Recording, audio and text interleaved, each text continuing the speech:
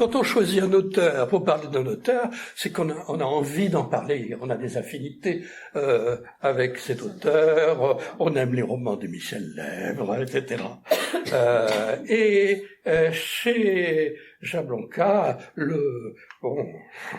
il y a quelque chose. Alors le titre de cette conférence, si vous avez vu l'affiche, c'est historien ou romancier, point d'interrogation. Il ne veut plus du mot romancier. De même qu'Annie Ernaux, je signale. Annie Ernaux que Jablonka aime beaucoup. Et le mot romancier, elle n'aime pas. Alors, dans la postface du roman âme sœur. Alors, je dirais deux mots. Enfin, c'est un roman qui fait partie des premières choses qu'il a faites, mais il est là parce que, d'ordre chronologique, parce qu'il a été réédité, plus en 2017, avec une postface tout à fait intéressante. Et puis c'est un petit feuille, tout à fait abordable. Le roman, moi je vous en parlais tout à l'heure, je suis plutôt pour, connaître plutôt contre. Alors, il dit dans ce roman, si je trouve, dans la postface, entrer en littérature avec le roman, j'ai continué sans lui. Bon, alors, c'est un écrivain, nous allons, plus qu'un romancier, nous allons voir donc son œuvre, Ni père ni mère, Les vérités inavouables de Jean Genet, Enfant en exil, et avec âme sœur, ces 4 livres font partie d'une première époque au moment où Jablonka a rédigé sa thèse. Et il a fait tous ces livres à la connaissance de son directeur de thèse, Jean-Luc Noël, et qui était d'accord avec le fait qu'il écrive un roman, qu'il écrive sur Jean Genet, etc., etc. Et ça, c'est la version librairie de sa thèse, Ni père ni mère. Et après, il y a les 2 grands livres de Jablonka, L'histoire des grands-parents, que je n'ai pas su, et Laetitia, dont je parlerai longuement. Puis, il y a 2 livres à caractère, je dirais rapidement, autobiographique, si on veut, qui sont En camping-car, et Un garçon comme vous et moi. Et puis, en camping-car 2018, et Un garçon comme vous et moi 2021. C'est vraiment le dernier livre qu'il a publié.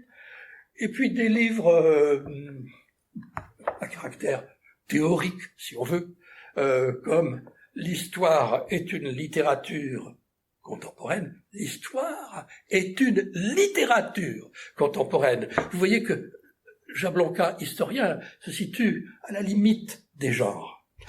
Et puis, Des hommes justes, qui est également un livre théorique sur la question du genre. Enfin, dans ce cas précis, la masculinité.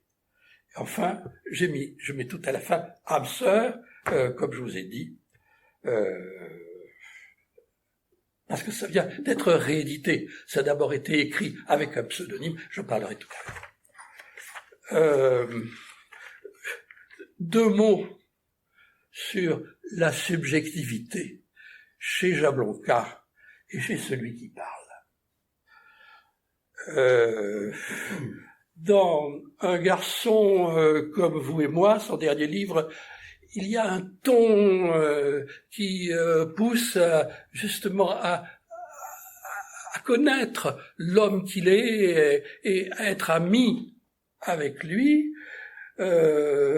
Et puis, dans ce livre, il parle de la genration, son néologisme, le genre, entre genre et génération. Et il insiste sur le pouvoir du je, J-E, c'est-à-dire écrire. Et il écrit dans ce livre, L'histoire est une littérature contemporaine. Ceci. L'usage du jeu est une liberté épistémologique. Et dans beaucoup de romans, beaucoup de livres, l'historien utilise le jeu qui lui donne le pouvoir d'écrire. Eh bien, mon pouvoir, le pouvoir du conférencier, c'est de dire je aussi, et de m'autoriser, et je sais que mon temps est plutôt limité, de m'autoriser un peu de subjectivité. Par exemple, aujourd'hui, 8 octobre 2022, c'est l'anniversaire de ma sœur aînée, qui a 100 ans. C'est Aurillac. Au début, elle n'y tenait pas tellement, cet anniversaire, puis il y a une réunion de famille, etc. Bon, j'irai la semaine prochaine. Donc, il y a ce lien subjectif, et je voudrais ajouter celui-ci. J'ai eu envie de lire Histoire des grands-parents, que je n'ai pas eu. J'ai cherché en bibliothèque, c'était la première édition, un grand livre. Je regardais, ça parlait du passage de Patoria, Belleville. Mais je connais très bien la rue Villain, où j'ai vécu, moi aussi, et plus tard. Pérec, c'était au 24, côté père, vers le bas de la rue Villain, et moi c'était au 45, côté impair, vers le haut. Oui, j'ai eu une surprise cette année. Ça, c'est le supplément culturel parisien de Télérama, qui s'appelle Sortir. Et voilà ce qu'il y avait sur la couverture, une photo qui date de 1959 de la rue Villain, du haut de la rue Villain, et j'habitais à côté, au tournant, juste après le tournant. En dehors du cadre. Juste après il y a autre chose, juste après le café qui s'appelait le repos de la montagne. Alors, si vous connaissez, il y a ces escaliers bifides, et il y a la photo célèbre de Willy Ronis avec des enfants qui s'accrochent à une grille. Je suis pas sur la photo. Il l'aurait prise 5 minutes plus tard, j'y étais. Mais sur la rue Villain, et je finirai ma parenthèse, il faut bien. Sur la rue Villain, il y a En remontant la rue Villain, le film de Baubert que vous trouverez sur Internet à partir des photos de Georges Perec. Et puis le film Le Ballon Rouge, où je suis, mais on ne me voit pas. Pendant la dernière minute du film Le Ballon Rouge, si vous avez par exemple des amis qui ne connaissent pas le français, c'est un film où on ne parle pas. Donc on peut le voir, on le trouve facilement. Et la dernière minute, on va à mon immeuble, 3 étages, j'étais au premier. On nous avait dit de fermer, de rester à l'intérieur, de ne pas nous montrer. En regardant bien, je me le suis passé plusieurs fois, en regardant bien, sur le toit, il y a un type. Parce que à la fin du film, il y a des ballons en grappe et quelqu'un qui est accroché ou un mannequin ou je ne sais pas. Et il devait veiller à des questions de sécurité. Bon. Donc voilà pour Belleville. Tout de suite, j'étais appelé. Je crois qu'il faut que je m'arrête sur la rue Villain. Et je reviendrai sur Georges Perec. Alors dans les premiers livres sur la subjectivité, Les enfants en exil, qui est sur La Réunion, et le fameux les réunionnais de la Creuse, comme on dit, dont je parlerai tout à l'heure. Alors j'ai plusieurs liens généraux littéraires avec La Réunion et personnels, puisque maintenant j'ai un petit neveu réunionnais. Etc. Je passe sur les autres livres. Alors sur Laetitia, je n'ai pas rien ne me happait, au contraire, un fait divers, non, j'aime pas. En camping-car, petit livre que je vous recommande, si le subjectivisme, c'est que moi aussi j'ai eu un combi Volkswagen et je me suis promené avec, j'ai fait le tour des ruines, j'ai dormi à côté des ruines de Tidis à Constantine, j'ai dormi à côté des ruines de Kirkouane en Tunisie, je préférais la mer d'ailleurs, etc., etc. Sur un garçon comme vous et moi tous, nous pouvons parler, parce que ce livre parle du parcours scolaire de l'auteur, alors tous nous pouvons nous y retrouver, et moi, alors Jablonka est allé à Buffon, et puis H4, Henri IV. Bon, voilà son itinéraire scolaire parisien. Moi je dirais que comme prof, les élèves que j'ai vus au lycée Descartes, les petits bourgeois, c'était tout à fait ça, l'hypocagne et la cagne d'Henri IV.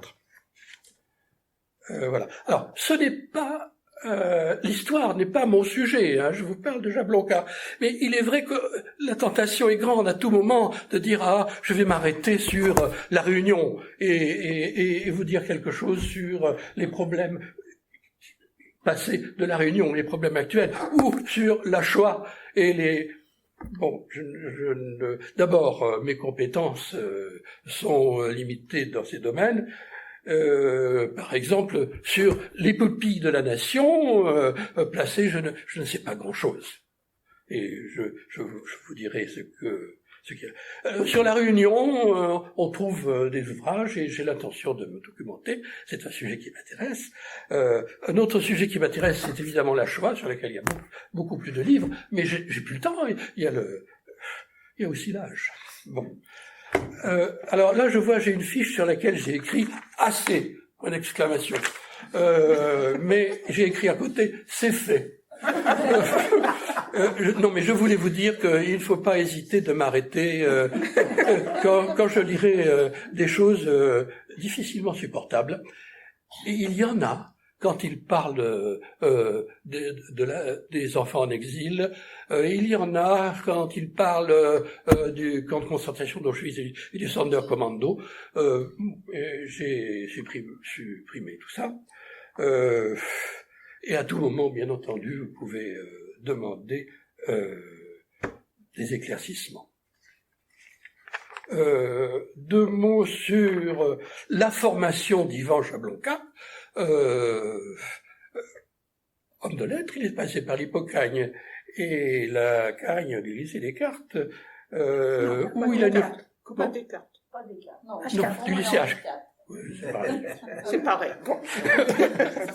Non, il faut me corriger parce que ça va m'arriver.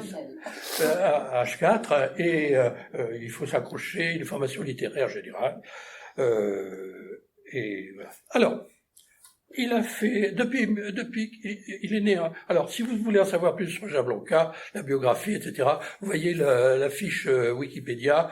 Il est né en 73, et puis il est passé par les lycées, j'ai dit, et puis il est entré rue d'Ulm, et puis il a préparé la grecque d'histoire, et il a fait, depuis 94, il a fait une thèse d'histoire. En même temps, il a écrit des romans sous divers pseudonymes, et fait les libraires du quartier latin, et l'âme sœur, édité par un petit éditeur, a été pris. Bon. Et puis, en même temps, ce qui est intéressant pour un historien, il s'intéressait à la littérature, il a écrit sur Jean Genet. Alors,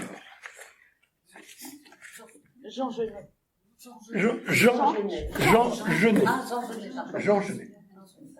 Et comme vous savez, Jean Genet est un enfant de l'assistance publique. Et donc, il y a une cohérence et un lien entre la recherche qu'il faisait sur les enfants de l'assistance publique et ce roman. Alors, je vais vous parler d'abord de Ni père ni mère. Ce qui est intéressant, c'est la dédicace. Le livre est dédié à mon père. Oh, vous me direz, bon, tous les livres dédiés à mon père, à ma mère, à mes parents, à ma sœur, etc. Bon, à mon père, mais c'est tout à fait intéressant parce que il va nous parler d'enfants qui précisément n'ont ni père ni mère. Il nous parle d'un père dont le père et la mère ont été assassinés en camp de concentration, et lui-même, son père, a été après avoir séjourné à la campagne, a été pris dans une collectivité. Il était pris dans un foyer d'aide, un foyer de juifs communistes. Et il a grandi, il a fait ses études, il est devenu physicien à la suite de cette période. Ce livre donc sur les pupilles de la nation, dont il dit le plus grand mal, le plus grand mal de l'assistance publique et de sa conception de l'aide aux enfants, eh bien, en même temps, il pensait à son père, qui lui a réussi d'une certaine façon. Alors, l'erreur, d'après lui, je vous le dis tout de suite, l'erreur de l'assistance publique, c'est d'avoir considéré que la France était un pays agricole et que l'avenir de la France était dans l'agricole. C'est ce qu'il appelle, alors il a plusieurs expressions pour parler de ça, la France terrienne, etc. Ici, le credo néo-physiocratique de l'assistance publique conforte le retard de ces régions. Et il continue, cela contribue artificiellement à maintenir un secteur agro-pastoral pléthorique et faiblement productif. Et je pense que, enfin, d'une part, on trouve le credo néo-physiocratique, ça c'est typique de Jablonka, historien, hein, les physiocrates, qui connaît ce terme aujourd'hui? Non, physiocrate fait partie du cursus des historiens. Alors, mais en même temps, le cas des pupilles intéressait le romancier qui voyait des destins individuels qui auraient pu former le sujet de roman et qu'il valait la peine de raconter. Ainsi, celui-ci,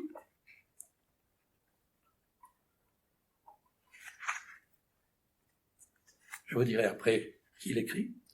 Je suis obligé, je suis obligé de prendre une bien pénible détermination. Malgré tout mon travail et toute ma bonne volonté, il m'est absolument impossible d'arriver à payer les mois de nourrice et les divers frais pour mon enfant. Je suis seul, absolument seul. J'avais un ami qui m'a laissé seul, et n'étant pas le père de mon enfant, je ne peux rien lui demander. Il me reste en poche 3 francs et quelques sous. C'est écrit en décembre 1910. Pardonnez-moi, monsieur, mais je suis obligé de vous l'abandonner. Malgré tout mon chagrin et les sacrifices imposés jusqu'ici, j'ai grand-peine à vivre, et Dieu sait comment, il sera certainement plus heureux, le pauvre petit. J'espère que plus tard, il pardonnera à sa pauvre maman. Le pauvre petit, c'est Jean Genet. Et cette lettre est écrite par la mère de Jean Genet, au moment où elle l'abandonne.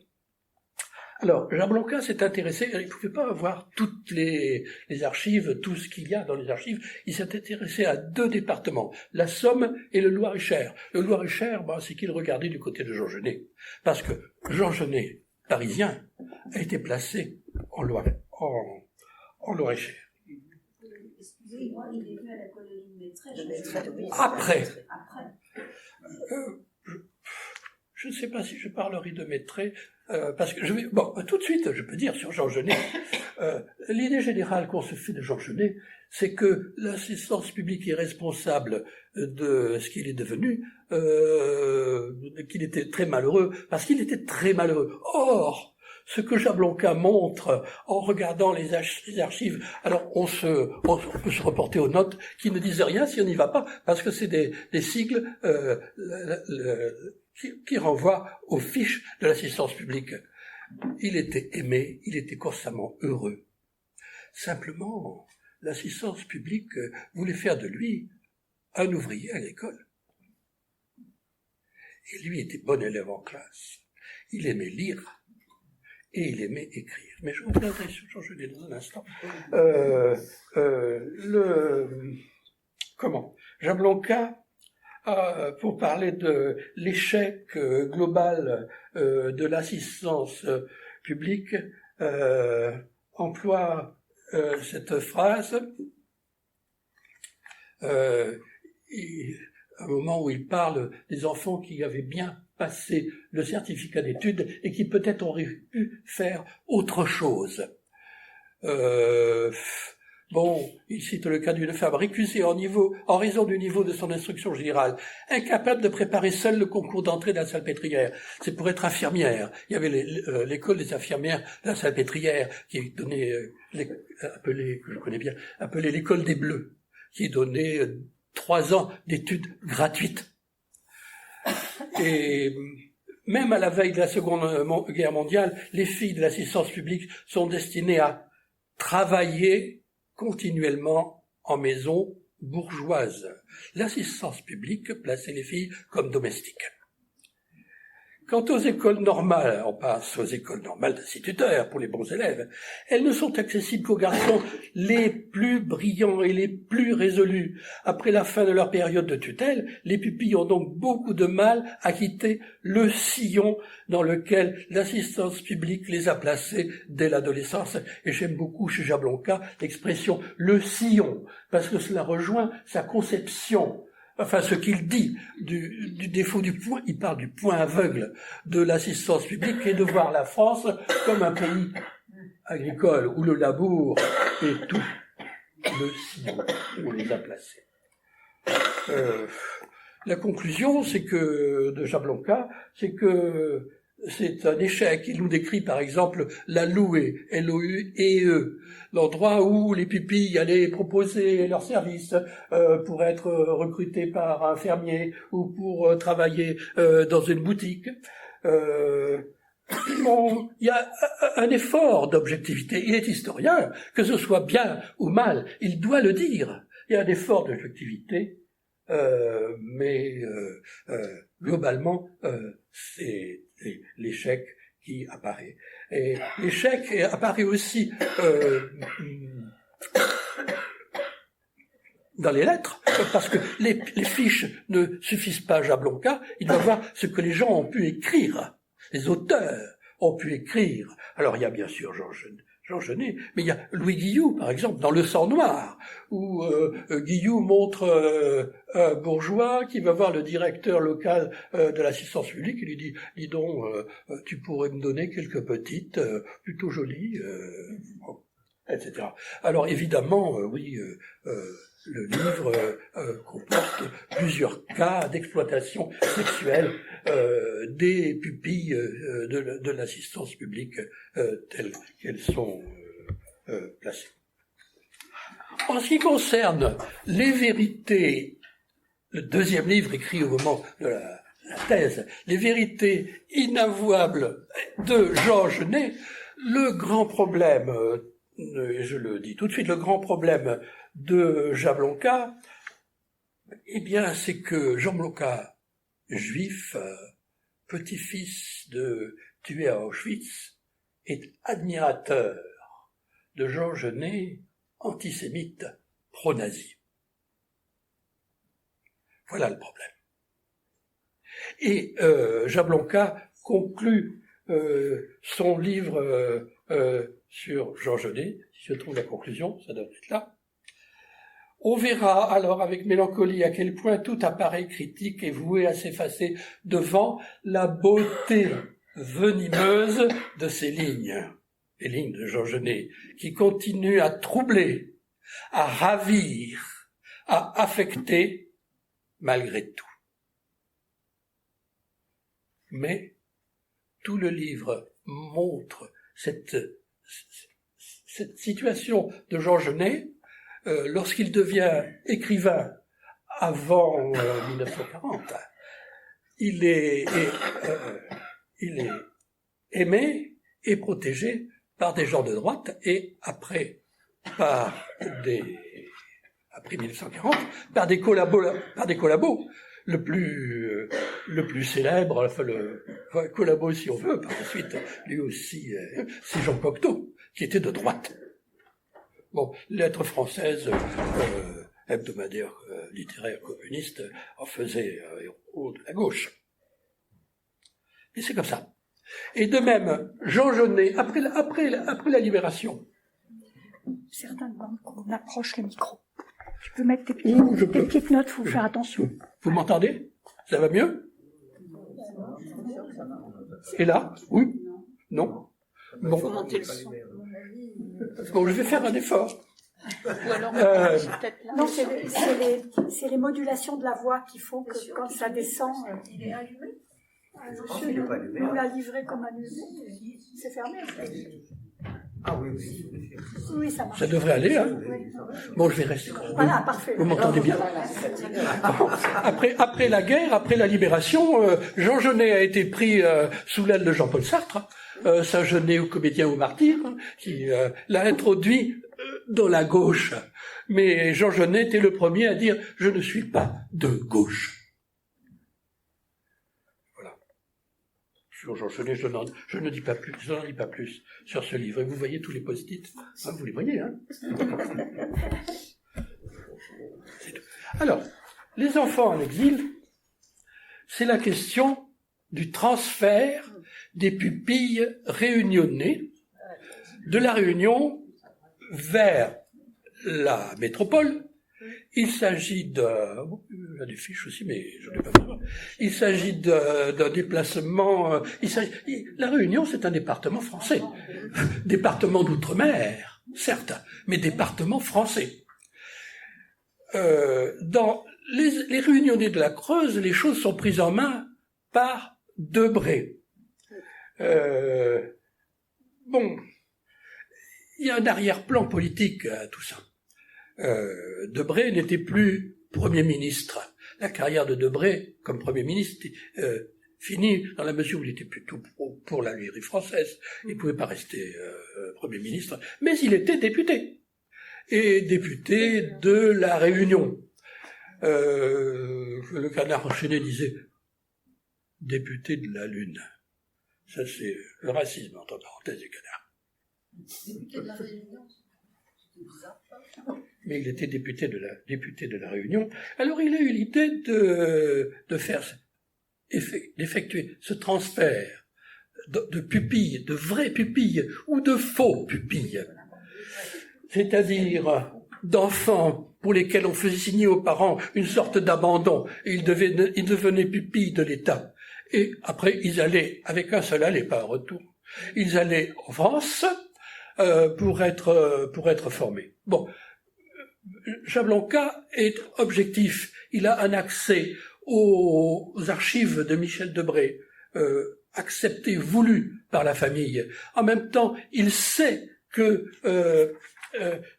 Michel Debré voulait globalement le bien de ses enfants. Et il pensait que dans la métropole, il recevrait une formation. Alors, il faut savoir d'abord que cela concerne un petit nombre d'enfants. Jablonka dit 1600, ça va probablement jusqu'à 3000. Mais bon, mais il y a des cas dans d'autres pays où il y a beaucoup plus. Par exemple, si on prend l'Australie, les aborigènes qui ont été placés dans des établissements religieux et pour perdre leur culture et leur langue, leur culture aborigène, ils étaient 50 000. 50 000. Bon, alors il y avait entre 2000 et 3000 enfants réunionnais qui ont été placés en métropole et qui ont beaucoup souffert. Alors ce que Jablonka décrit, c'est les cas de souffrance. Par exemple, on le voit citer des cas qui pourraient être le sujet de romans. Il y a une jeune fille appelée Thérèse qui vit, d'abord Thérèse vit loin des siens. C'est une fille très sensible qui écrit régulièrement à La Réunion, divague à propos de sa mère alitée dans un sanatorium, affirmant qu'elle mourrait comme elle. Et puis Thérèse devient folle et surnommée le crapaud par ses camarades, elle devient folle et elle finit dans un asile d'aliénés. Et voilà un exemple de pupille venue en métropole. Il décrit beaucoup d'autres cas de souffrance, mais alors il est globalement contre ce mouvement de la Réunion vers la métropole, et il dit bien que clairement il est militant, c'est-à-dire il est historien et militant. C'est une juxtaposition tout à fait intéressante. À propos de la migration, la République devrait-elle demander pardon? Oui, une parenthèse à propos de migration, on trouve, et pas chez Jablonka, on trouve quelquefois le terme de déportation. Déportation. Voilà un terme qui a dû beaucoup faire souffrir Michel Debré, juif, petit-fils de rabbin, dont l'oncle avait construit, pour montrer les liens, la synagogue de la rue Julien-Lacroix à côté de la rue Villain. Non, il s'agit de la migration. La République devrait-elle demander pardon, accorder des réparations? Non, sans doute, car on ne peut s'excuser de ce qu'on est. Et il ajoute aussitôt, mon travail se veut fidèle au mot d'ordre proclamé par cet ancien pupille. C'est une bataille de moralité et de vérité. Et il conclut, j'ai voulu être historien dans le siècle. Dans le fond, ça s'est passé entre 1963 et 1982. Nous avons vécu tous témoins de ce qui s'est passé. Donc, un historien dans le siècle, j'ai tenté aussi d'être un militant de la vérité. S'il vous plaît, est-ce qu'il explique les motivations des parents réunionnais et des familles au départ? Eh bien, au départ, les Réunionnais faisaient plutôt confiance à ce que l'administration et les Blancs décidaient. D'une part, c'était bien pour eux, c'était une assistance sociale, etc., qui s'occupe d'eux, c'était bien pour eux, donc ils faisaient confiance. Ils pensaient que en France, ils auraient une formation de mécaniciens, cuisiniers, etc. Voilà. En même temps, les Réunionnais, les familles réunionnaises étaient très unies, et même dans la pauvreté, dans la misère, il y avait cet amour des enfants qui allaient peut-être pieds nus, mais qui étaient heureux. Donc il y avait un certain bonheur à la Réunion, bonheur qui n'a pas été retrouvé en métropole. Donc voilà. Ah oui, alors la question des enfants de la Creuse, tout à fait intéressante. Et ici, pour vous montrer un livre annexe qui est paru l'année dernière, Les enfants de la Creuse, publié chez tout petit éditeur, qui montre sur l'état exact de la situation. Enfants en exil, sur les enfants de la Creuse, le mot exil est un mot qui appartient à Michel Debré. Donc dès le titre, c'est une attaque contre ce système. Voilà, sur les livres les contemporains de la thèse, j'ai terminé, et j'en viens à l'histoire des grands-parents que je n'ai pas eu, livre qui date de 2012, qui est un livre d'histoire, c'est le titre, histoire. Mais en même temps, c'est une enquête, c'est le sous-titre, une enquête. Donc, l'historien travaille, mais dans le passé. Il parlera plus tard du royaume d'Hadès. Le travail de l'historien, s'intéresser aux tombes, aux morts, etc. Donc c'est dans le passé, une enquête sur le passé, mais l'enquêteur est toujours présent avec nous. Alors, Jablonka parle de Georges Perec et de son W qui décrit Belleville, la rue Villa, et aussi le camp sportif qui est une métaphore du camp de concentration où viennent mourir les Juifs. Les parents de Georges Perec venaient de Pologne comme les grands-parents de Jablonka, et le père de Georges Perec s'est engagé dans la Légion étrangère et il est mort, il a été tué en combattant à la fin de la Deuxième Guerre mondiale. Et d'autres, un grand nombre, plusieurs milliers, dont le grand-père de Georges Perec, émigré en France, se sont inscrits et sont entrés dans cette légion, encadrés par des officiers français, traités constamment de youpins, avec des fusils fort antiques pour l'entraînement, quand il y avait des fusils. Et alors, pour revenir sur la parenthèse subjective, quand je faisais la préparation militaire, on avait des fusils, je sais, c'était pour mentir, qui dataient de la guerre de 70. Et des officiers français qui nous disaient, si vous avez un fel en face de vous, voilà l'endroit sur lequel il faut tirer. Ça, c'était dans les fossés du château de Vincennes. Je ferme la parenthèse. Donc, le père de Perec meurt dans cette guerre. Le grand-père de Jablonka,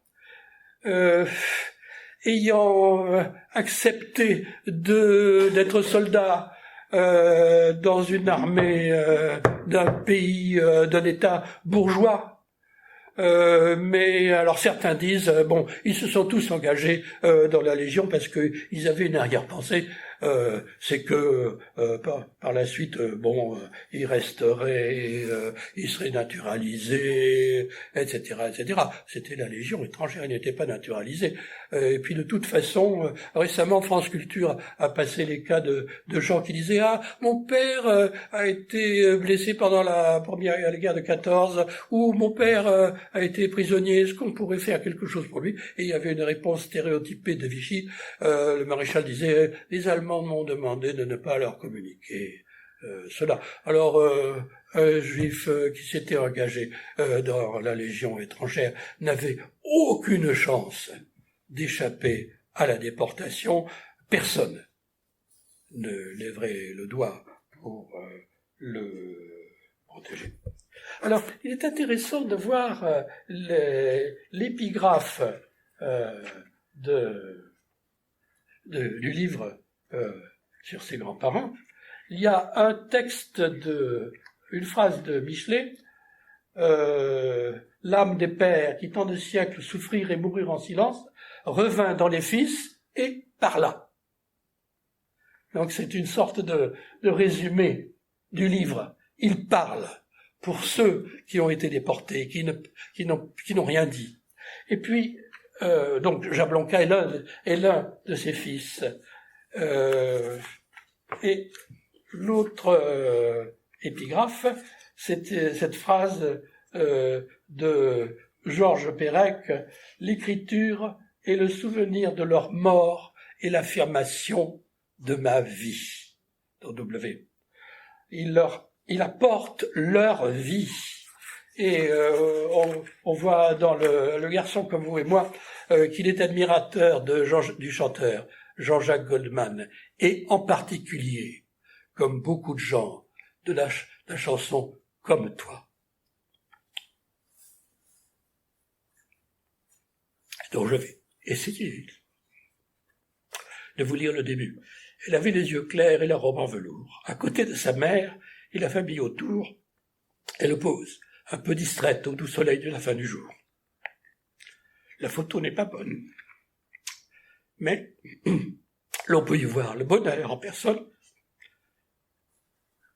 et la douceur d'un soir. Elle aimait la musique, surtout Schumann et puis Mozart, comme toi, comme toi, comme toi, répété une dizaine de fois, etc. Je ne vous dis pas le reste. Alors, les grands-parents de Jablonka étaient nés et vivaient dans une petite ville près de Lublin, en Pologne, qui s'appelle toujours Parczew. P-A-R-C-Z-E-W. Cette ville existe aujourd'hui, il n'y a pas un seul juif, mais on peut s'y rendre en touriste. Du temps avant-guerre, donc c'était un shtetl, c'est-à-dire il y avait un quartier, un gros quartier juif. Mais la Pologne était antisémite de l'entre-deux-guerres. Jablonka nous apprend que il y a eu des pogroms après, en 1946 en particulier, et que l'antisémitisme a continué en Pologne. À l'école, on utilisait le polonais, bien entendu, mais ces enfants du shtetl parlaient yiddish. Alors c'est très intéressant parce qu'on retrouve ailleurs, chez Jablonka, une analyse linguistique du yiddish que pouvaient parler ses grands-parents, parce que ils écrivaient des lettres. Ils avaient des Mathès, Jablonka, son grand-père, et Idesa, sa femme, avaient des parents émigrés, notamment en Argentine. Alors il y avait des lettres écrites en yiddish envoyées à la tante en Argentine, qui était une sœur, donc une grand-tante de Jablonka. Et donc il y a une analyse linguistique de ce yiddish qui est plus germanique chez Idesa que chez Mathès. Alors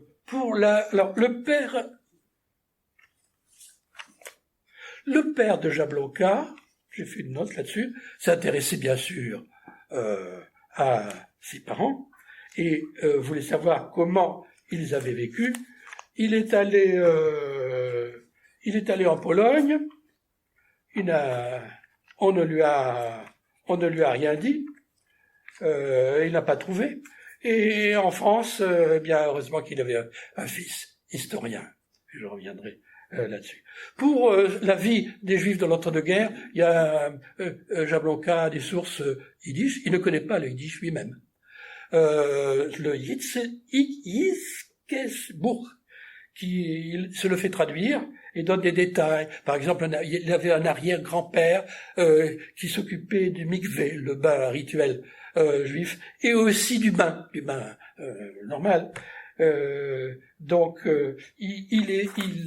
grâce à cela, il évoque ce passé. Mathès, son grand-père, donc, était militant communiste polonais.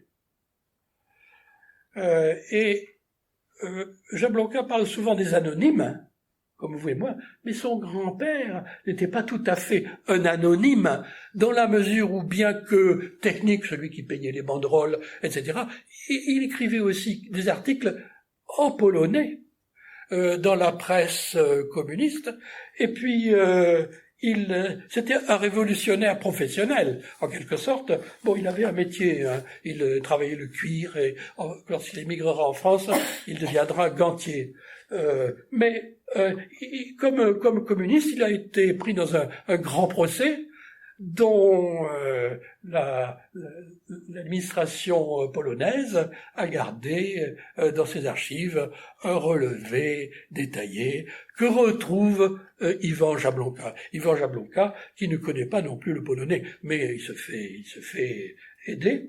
Et donc, en quelque sorte, Mathès, le grand-père de Jablonka, n'est pas absolument un anonyme. On sait comment il pensait, et Jablonka fait l'hypothèse. J'ai dit que son grand-père était dans l'armée française, dans les légions étrangères. Donc il fait l'hypothèse que se battre dans l'armée d'un État bourgeois, ça devait être dur comme communiste pour un communiste. Oui, mais il en avait avalé d'autres. Notamment le fait que Staline avait supprimé le KPP, le Parti communiste polonais. Bon, il y avait bien le pacte germano-soviétique. Enfin, Staline avait fait des tas de choses comme ça. Et bon, la fin la plus terrible sera après, quand Mathès se retrouvera en camp de concentration. Lui, le militant communiste. Toute la fratrie de Mathès, à commencer par comment elle s'appelle, Riez, la Tille, hein, tout le monde était communiste,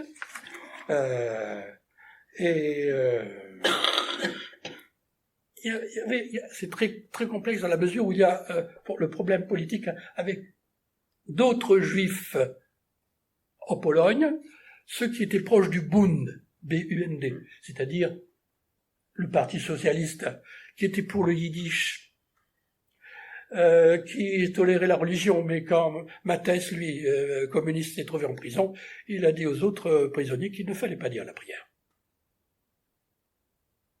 Ah, on est communiste. Et le yiddish était interdit. Et lorsque Mathès s'est lancé, et Jablonka apporte des preuves, lorsqu'il faisait un discours, il voyait bien les gens devant lui, il s'adressait à eux, il commençait en polonais. Il était membre du Parti communiste polonais. Et puis il voyait bien qu'il fallait continuer en yiddish, s'il voulait être compris. Bien. Mathès et sa femme, ils les apprennent la France pour refuge. Les Jablonka sont dans divers pays. À la fin du livre, il y a, si je trouve, des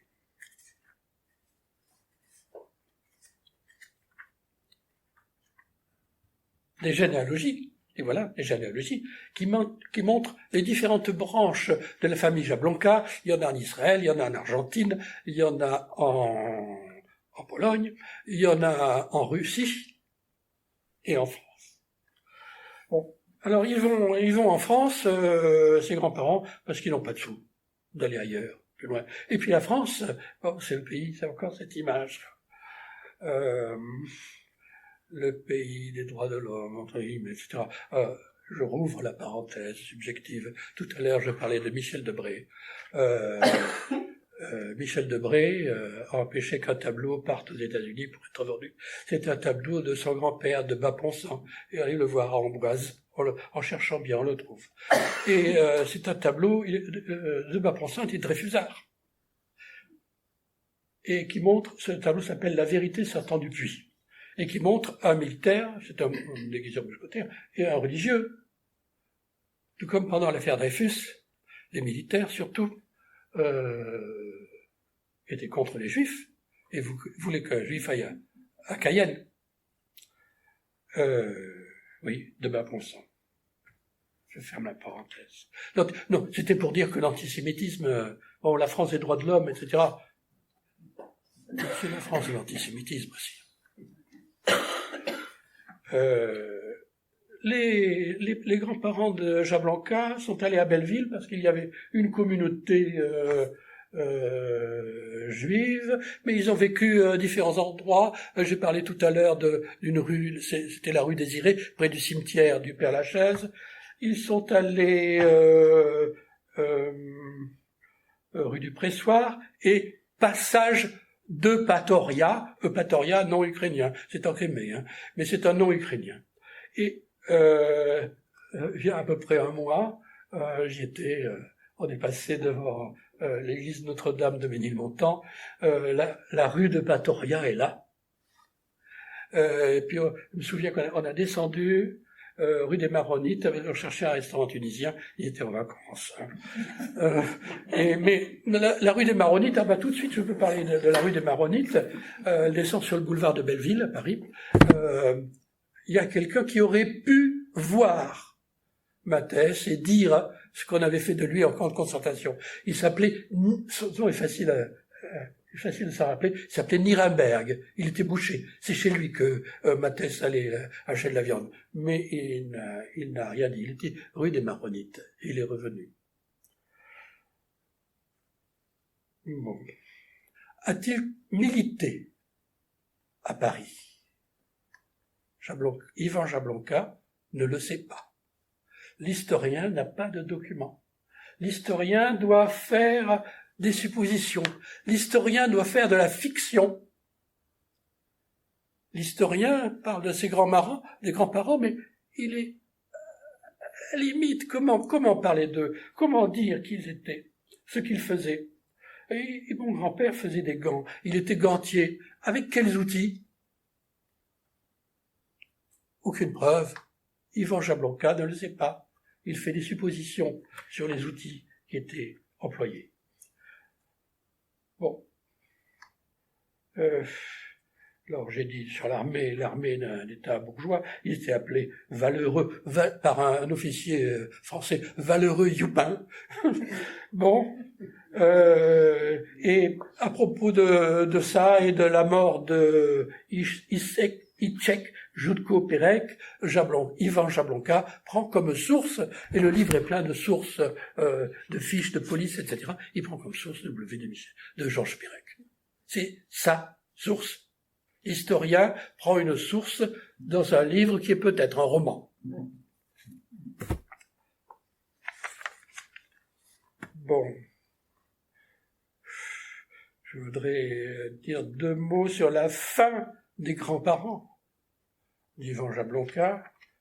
Ils sont en France, ils échappent à la grande rafle, la rafle du Veldiv. Mais en février 1943, il y a eu un attentat contre un officier allemand, et les Allemands veulent des otages, des juifs otages de préférence, et l'État français se charge d'en trouver.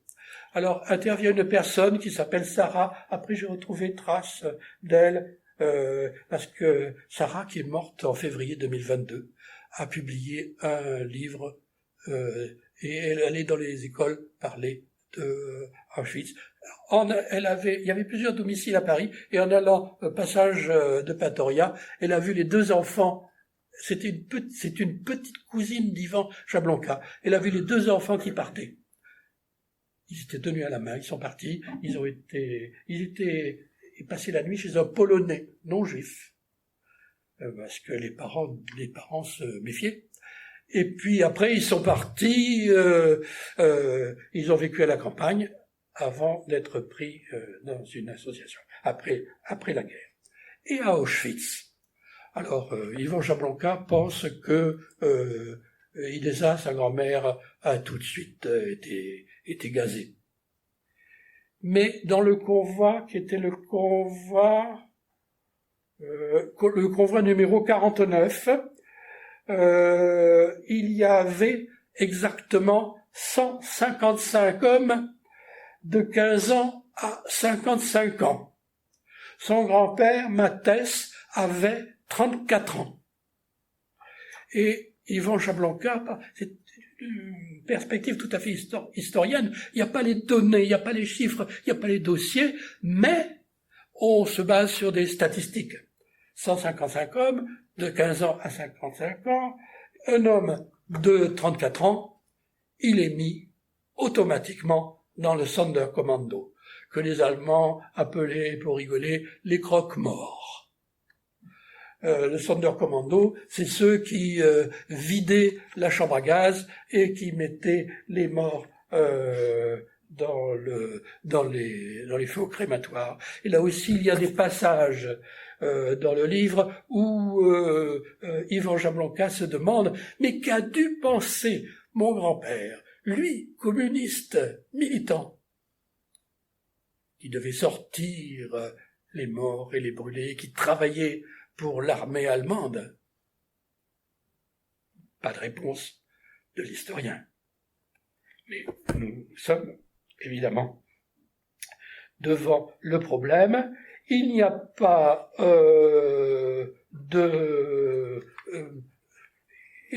il n'y a rien qui prouve, par exemple, dans le convoi 49, il y avait un peintre, David Holler.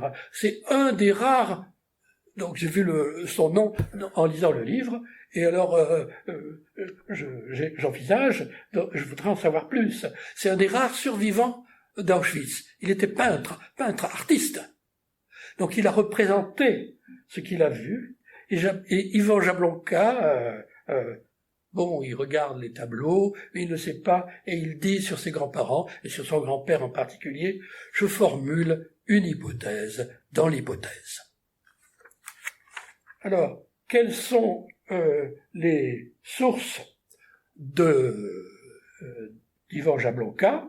Il y a évidemment les archives en Pologne, les archives en Russie, et les archives en France, notamment les archives qui sont appelées les papiers de Moscou. C'est des fiches qui ont beaucoup voyagé, qui ont été saisies. C'est des documents français d'avant la guerre. Parce que c'est de Vichy avant Vichy, qui était très bien fait. Et le livre montre une photo des fiches de ses grands-parents. Et voilà. Ah, si j'avais l'appareil qui projette, mais je l'ai pas, puis je sais pas me servir. Bon. Alors, il regarde ça. Pour ce qui est en polonais ou en russe, il se fait aider. Parce qu'il connaît l'anglais, il connaît l'allemand, il connaît l'espagnol, et puis c'est tout. Il y a beaucoup de journaux, et il y a des archives personnelles, des archives familiales. J'ai cité tout à l'heure les différentes familles Jablonka qui sont dispersées. Tout le monde s'écrivait. Donc il y a certaines choses que l'on peut retrouver. Et puis il y a des livres qui sont des livres mettez tous les guillemets que vous voulez, de fiction. J'ai parlé de W, j'ai le livre que Jablonka il cite souvent, que j'ai fini par l'acquérir, de Bernard Schlevin, traduit du yiddish, juif de Belleville, livre datant de 1946. Le libraire de Vouvray, j'ouvre la parenthèse, à Vouvray il n'y a jamais eu de librairie, il y en a une maintenant, Vouvray, 3000 habitants. Bon, et ben il l'a trouvé.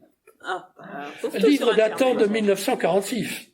Donc pour ça, Ivan Jablonka utilise ce livre comme preuve. Vous savez que pour Georges Perec, les lieux avaient beaucoup d'importance. Il avait beaucoup parlé de la rue Villain, mais aussi la façon dont sont les choses. Et il y a l'immeuble dans la vie mode d'emploi. Eh bien, dans le livre d'Ivan Jablonka, il y a un grand passage de 4 pages sur précisément le passage de Patoria, qui vivait au 15, qui vivait au 17, et qui vivait au 19, et les noms sont donnés, et évidemment le 19, c'est là qu'avaient une chambre ses grands-parents. Donc il y a une image de la vie qui est ainsi donnée.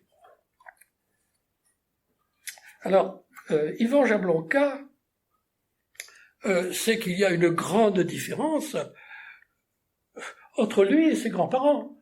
Il ne parle pas la même langue qu'eux. Ils sont différents aussi par leur milieu. Lui-même a fait des études, c'est un petit bourgeois, etc. Ivan Jablonka, mais eux, ouvriers, un ouvrier du cuir qui parle yiddish et polonais, et Ivan Jablonka, il dit bien, il insiste, je ne parle pas la langue maternelle de mes grands-parents. Je trouve que cette phrase est importante, mais il parle d'eux. C'est sa chair. C'est sa chair. Et c'est nous. Si j'ai lu tout à l'heure le début de la chanson de Jean-Jacques Goldman, comme toi, et ce que dit souvent Jablonka, c'est que en décrivant ces gens-là, c'est de nous tous qu'il parle. Alors, il y a une chose curieuse sur les rapprochements, mais c'est comme ça. Jablonka, l'auteur, l'écrivain, vit lui-même à Belleville, au moment où il écrit le livre en tout cas, Et il dit, voilà, le hasard, il ajoute, mais est-ce complètement le hasard, veut qu'à l'époque où je commence cette recherche, j'habite rue du Pressoir, au numéro 11, à l'endroit où mes grands-parents échouent en 1938. Nul logement insalubre, nul vestige où se rendre en pèlerinage, mais une tour armée, année 1970, etc., etc. Le 37 rue des Couronnes, autre lieu. L'immeuble a été rasé lors de l'élargissement de la rue Villain. Ah oui, ne cherchez pas la rue Villain, hein, c'est le parc de Belleville. Vous allez à Paris, et il raconte qu'il est avec ses trois filles, qui jouent dans l'herbe, dans le parc de Belleville, là où était la rue Villain, là où était le passage de Patoria. L'immeuble a été rasé lors de l'élargissement de la rue de Belleville, laquelle mène aujourd'hui au parc de Belleville. À la place, un centre d'imagerie médicale, etc., etc., etc. Comme ces rêvasseries, c'est l'historien qui parle, comme ces rêvasseries naptristes sans me mener nulle part. Je vais aux archives de la ville de Paris, consulter, etc., etc. Alors, et je pense que je terminerai là. Il va aux archives en famille, avec son père. Et son père, dès qu'il apprend qu'il y a les archives de Moscou, qui ont été les papiers français, qui ont été volés par les Allemands, et que les Russes ont mis à Moscou, que personne ne consulte à Moscou, et qui ont été rendues à la France, elles sont aux archives de Paris, il le dit à son père arrive aussitôt et les voit, et notamment, il y a le rapport, les deux fiches que j'ai vues. Son père, il dit, mon père est autorisé à monter en salle de lecture. Donc, vous avez l'historien qui emmène son papa avec lui pour faire cette biographie familiale. Il ajoute, une biographie familiale se fait évidemment en famille. Bon, et son père veut, oui, le mot, faucher les fiches.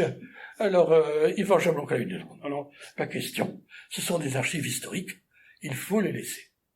Et les fiches restent là évidemment.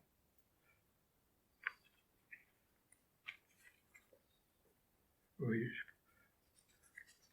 Là, il y aurait beaucoup d'autres choses à dire sur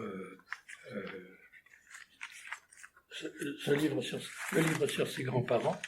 Oui, à un moment, Yvan Jablonka se rend à Parchef, et il visite, il voit les lieux, il a lu le livre sur la vie du passé des Juifs, mais il faut aussi manger.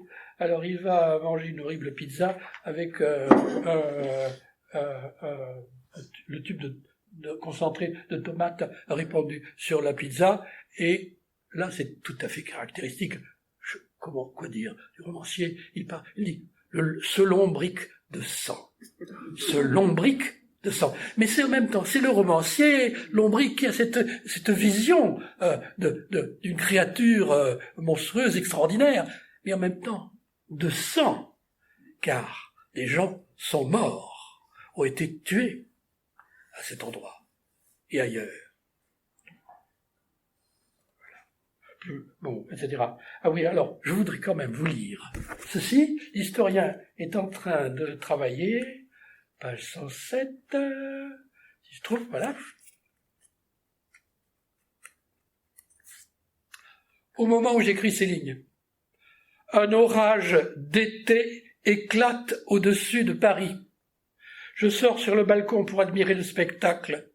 Un courant d'air s'engouffre dans l'appartement et fait claquer une fenêtre qui, sous la violence du choc, vole en éclats. Elle se brise en 1000 morceaux de toute taille, la plupart dispersés dans un rayon de 30 mètres, etc., etc. Et il est courbé dans les archives, comme dans l'herbe, il enlève les bouts de vitre qui sont tombés. Il y a ce mélange, donc, Ivan Jablonka, historien ou romancier? Point d'interrogation, mais j'insiste sur le point d'interrogation. Bien, je voudrais... Bon, j'arrête sur l'histoire des grands-parents, et aussitôt après, Jablonka a eu beaucoup de succès avec un livre intitulé simplement Laetitia. Laetitia, 2016. Nous avons affaire à un écrivain du XXIe siècle. Vous l'avez remarqué. Alors, Laetitia, la télévision sert beaucoup ce fait divers. Un film a été présenté en 2020 et apparemment, ce soir, commence sur FR3. Sur FR3, Même hier, je crois. c'est une série, en fait. C'est une série. C'est 6 épisodes de 45 minutes chacun. Moi, je les ai vus et revus. J'ai vu sur Salto. C'est un peu long, mais c'est très fidèle, très bien fait, très fidèle sauf les lieux. Par exemple, il y a un lieu qui s'appelle, j'en parlerai, le Trou Bleu, qui est une ancienne carrière. Non, il n'apparaît pas dans le film, on voit un étang. Une carrière remplie d'eau, on voit un étang, mais on voit pas les murs de granit de la carrière. Donc, c'est un fait divers dont la télévision a parlé. Alors, fait divers, j'ouvre la parenthèse, moi j'ai rien à dire. Je veux dire, subjectivement, les faits divers m'intéressent pas, j'étais pas au courant. J'étais pas au courant de la mort de cette jeune femme, je ne savais pas. Jablonka rencontre entre autres la responsable de l'AFP, donc il y a tout l'aspect presse qui apparaît dans le roman. Mais il y a aussi un aspect national, mais alors ça, je rouvre la parenthèse, j'étais plus au courant parce que Sarkozy a considéré que les magistrats étaient responsables d'avoir laissé dans la nature le personnage qui s'appelle Tony Meillon, qui a tué, entre guillemets, n'a jamais avoué le meurtre, Laetitia. Et donc, Sarkozy a accusé les magistrats d'avoir fait ça, et les magistrats se sont mis en grève pour la première fois.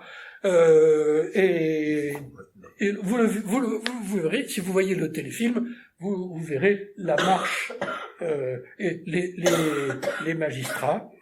Dans le film et dans le roman, l'enquête est très précise, car, bon, une femme est morte, mais la police, et vu le déploiement de l'affaire qui est devenue très connue, a mis plusieurs centaines d'hommes sur cette affaire, et des moyens, des hélicoptères, des plongeurs, et finalement, ils sont arrivés à une certaine réponse. Donc, ce livre a eu le prix Médicis, vous voyez, prix Médicis, c'est écrit comme roman. C'est un fait divers, traité par un historien, qui apporte chaque preuve, chaque document que l'on peut vérifier. Et bien sûr, et il fournit une bibliographie de livres sur le fait divers. Et il remonte aux faits divers du XIXe siècle et auparavant, etc.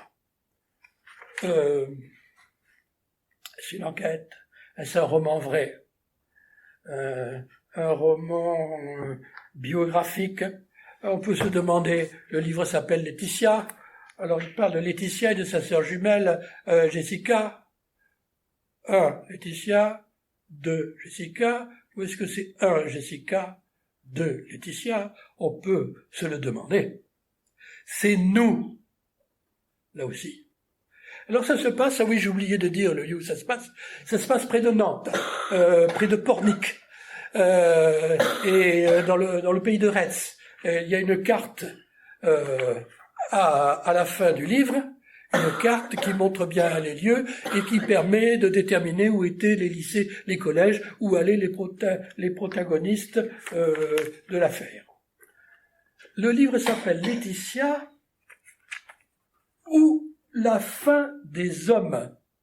Laetitia ou la fin des hommes. Et on voit apparaître, si on ne l'avait pas déjà remarqué, le début de préoccupations d'Ivan Jablonka, qui sont sur le genre.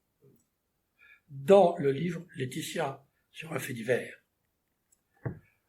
On voit, on parle du 5e anniversaire de MeToo, on voit Jablonka parler du féminicide. Il y a tout un chapitre sur le féminicide. Ah oui, je voudrais dire 2 mots sur l'épigraphe. J'aime bien une seule épigraphe, un texte de Spinoza, juif, qui s'exprime en latin, et qui commence par Laetitia est hominis transitio, etc. J'ouvre la parenthèse. Laetitia, la joie. Et j'ouvre la parenthèse car à Vouvray, sur l'église, il y a un monument pour ce compositeur peu connu qui s'appelle Charles Borde, avec des enfants qui chantent, et puis une partition. La musique est en 4 lignes, je ne sais pas lire à moi, mais portée en 5 lignes, et c'est des neumes. C'est du chant grégorien, mais il n'y a pas de parole. Alors, j'ai pris une photo, je l'ai envoyée tout de suite à Solem. J'ai tout de suite eu une réponse de Don Daniel Saunier, qui s'est défroqué depuis, et qui a pensé à pour l'hymne, Laetare Jérusalem. L'hymne de joie. Laetitia, la joie. Je ferme cette parenthèse. Ah oui. Alors, sur le côté horrible, dont je vous fais grâce des passages, mais simplement, je voulais mentionner une chose, il y a différents lieux, différents bars, cafés, où se passe l'action. Il y en a un qui s'appelait le Barbe Blues. Et le Barbe Blues qui a changé de nom depuis, et le Barbe Blues, le bar de nuit miteux où elle a été vue après son service, a changé de nom. On dirait que ce bar attire l'horreur. En février 2011, l'ancien patron a été condamné pour avoir étranglé et découpé sa compagne avant de la jeter à l'eau dans 2 valises. Voilà le genre du livre. Et pour Laetitia elle-même, alors le fameux Tony Meillon, dont je vais redire quelque chose, l'a découpé avec une scie en métaux et on a mis une partie lestée dans une cage qu'il a fabriquée dans une ancienne carrière où il y a de l'eau un endroit qui s'appelle le Trou Bleu. Mais il n'aide pas la police à un seul instant. Il ne collabore pas avec la police. Alors, les personnages dans le livre sont donnés sous leur nom réel, Laetitia, Jessica, Tony Meillon, l'avocate de Jessica, Cécile d'Oliveira, à qui Ivan Jablonka va demander la permission d'écrire le livre, car il y a d'autres livres sur cette affaire, on apprend là-dedans, notamment à un moment, Jessica vient, elle sort de son sac un livre, elle dit il y a un livre avec plein d'erreurs grossières sur l'histoire, mais c'est pas ça qu'Ivan Jablonka veut écrire.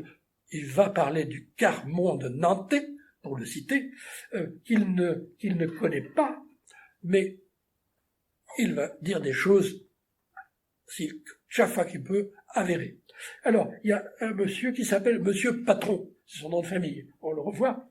Il y a aussi des pseudos employés par Jablonka, je ne sais pas lesquels, enfin je sais simplement il y a une jeune fille, une amie de Laetitia qui s'appelle Lola, et pour les autres, ils ne sont pas cités. Alors, ce qui est très important, c'est l'orthographe, c'est le téléphone portable. Laetitia pratiquait beaucoup le téléphone, notamment avec un ami qui était apprenti cuisinier. Ah oui, j'ai oublié de dire où sont ces gens. Laetitia est serveuse dans un restaurant, et sa sœur Jessica elle travaille dans la cuisine et cherche aussi à passer le CAP. Donc, il y a un apprenti cuisinier qui s'appelle William, En un seul jour, il y a 82 échanges téléphoniques avec Laetitia. C'est pour dire le monde culturel qui est basé sur le téléphone portable. Et lorsque les gendarmes découvrent le corps de Laetitia dans le trou bleu, l'eau est vidée et pompée, et on trouve au fond un téléphone qui était le téléphone de Laetitia, que l'assassin avait jeté dans l'eau comme ça, et sur ce téléphone on trouve de minute en minute l'emploi du temps de Laetitia, ce qui fait que l'enquête a été extrêmement précise dans la mesure où on avait ces preuves. Alors, ce qui est très intéressant, c'est l'orthographe de Laetitia. Alors, si j'avais le projecteur, je vous montrerai. Alors, c'est aussi un témoignage, mais c'est aussi le romancier qui écrit, en respectant l'orthographe du personnage. Par exemple, on sait que Laetitia fréquentait Facebook, et elle écrit dans Facebook, alors il faut que je trouve l'orthographe, voilà.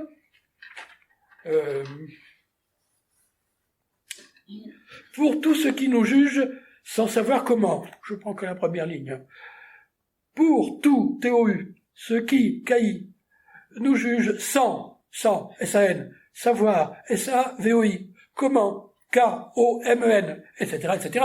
Donc, c'est donné tel quel avec une traduction par Yvan Jablonka. Et un copain qui s'appelle Fabian envoie un message collectif. Alors, je vous le donne d'abord, tel qu'il est, c'est JTDG FFF.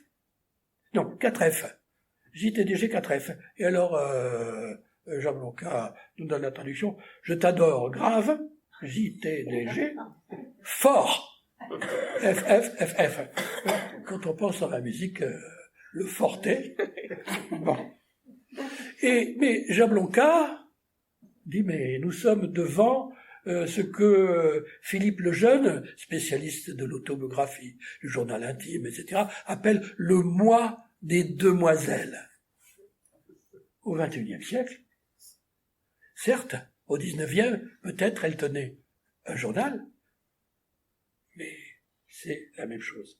Et alors, il y a autre chose qu'elle écrit, également je vous passe l'orthographe, et qui est le problème non résolu dans le livre, ce sont le problème des 3 lettres d'adieu de Jessica.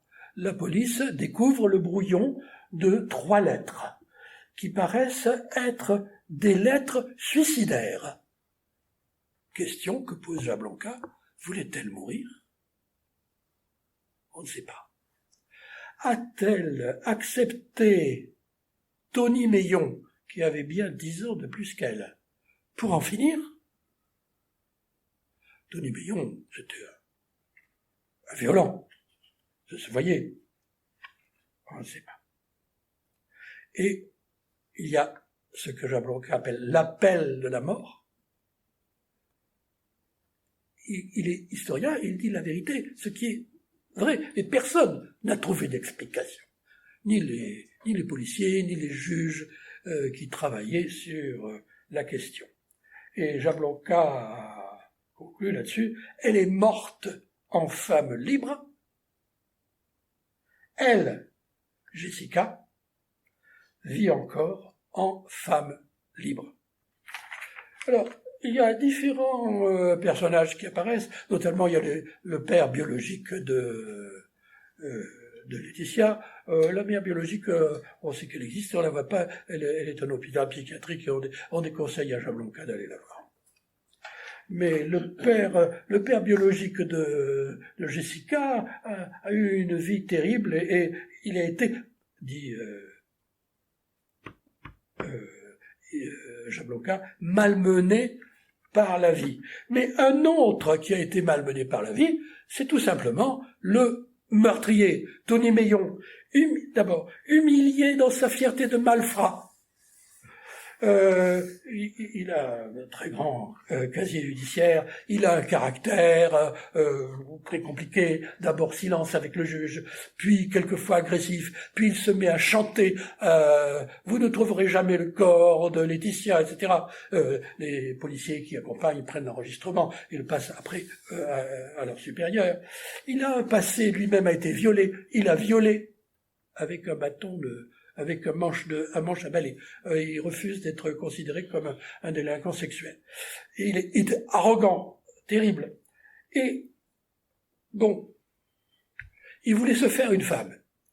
Alors, on repêche tout le corps de Laetitia, et notamment son crâne, on fait une analyse fine de son crâne.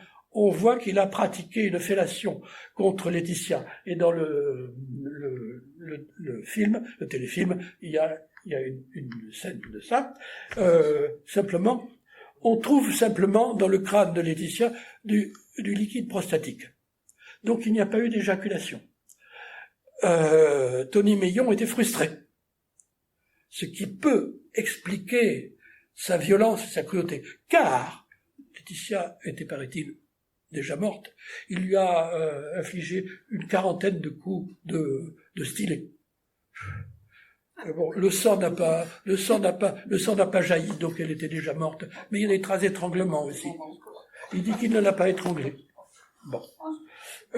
Et c'est quelqu'un qui a également beaucoup de charme, qui avait acheté des gants pour Laetitia. Je vous passe les passages sur le découvert du corps en 2 parties, dans une autre pièce d'eau entre le reste, et puis on peut faire un enterrement blanc, puisqu'il y a un cortège blanc qui l'accompagne au cimetière. Et puis, voilà pour Laetitia, se greffe sur l'affaire Laetitia, l'affaire Patron. Patron, c'était l'assistant familial qui avait recueilli Laetitia et Jessica, chez qui elle n'était pas malheureuse, et on voit dans le film la maison de monsieur et madame Patron, une maison confortable, bon, comme on en voit des centaines. Patron prenait des libertés sexuelles nombreuses, avec Jessica, ça apparaît aussi dans le film, des violences sexuelles. Il a été condamné, et puis il a fait appel, il a été condamné à nouveau, en 2014, condamné à 8 ans. En quelle année sommes-nous?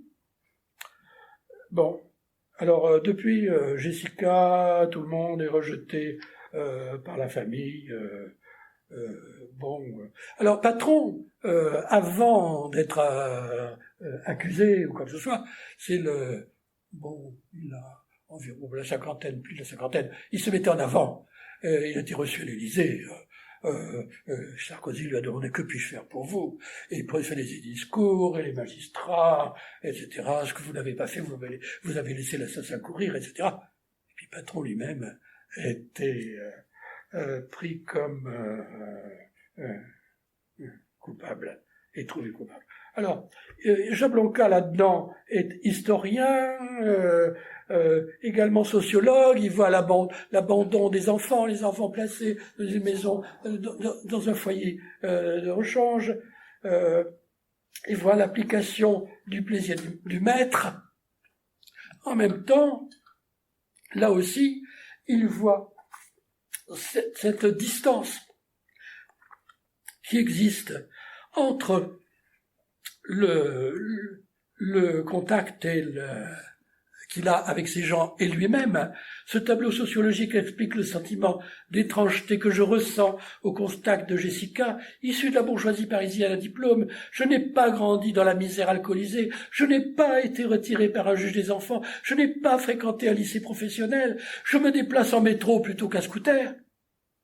Pour moi, que caractérisent des mots-clés comme judéité, livre et cosmopolitisme, Laetitia incarne l'altérité, celle des Français de culture chrétienne, avec un nom facile à écrire, enraciné dans une région, produit d'une lignée, fut-elle celle des Atrides, le Cailleur. Je ne sais qui, d'elle ou de moi, est le plus anormal. Je ne sais qui, d'elle ou de moi, est le plus anormal. Et alors, là aussi, Là aussi, il apparaît comme romancier, en quelque sorte. Il voit par la fenêtre, lorsqu'il est reçu par l'avocate, la Loire scintille à travers les feuillages qu'encadre la fenêtre ouverte. Donc nous sommes dans une enquête policière écrite par un historien. La Loire scintille. Bon. Et sur Laetitia, il parle de Laetitia et il emploie le présent. Mais Laetitia est morte, elle a été assassinée. Laetitia est la plus frêle, la plus étonnée, le présent. Et alors, à propos du Troubleux, cette carrière, cette mare où l'on va trouver une partie du corps de Laetitia, il dit « L'un des étangs porte le nom de Troubleux, trou rouge sanglant, trou noir, trou de mémoire, cheveux noyés, vie disloquée. » Là aussi, c'est l'historien qui nous parle, mais il nous parle comme un écrivain.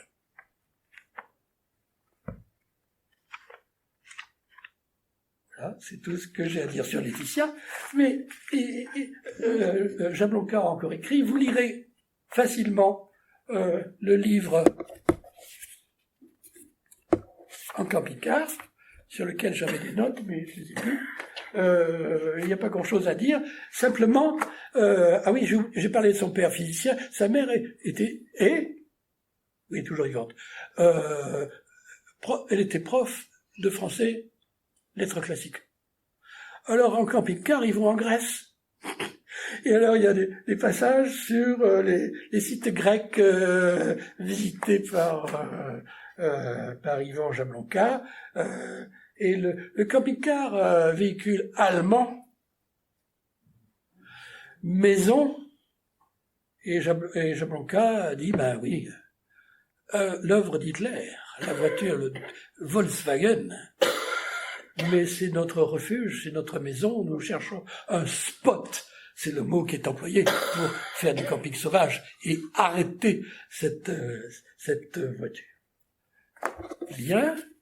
Alors, il y a un livre littéraire, alors, sur le genre, hein, qui suit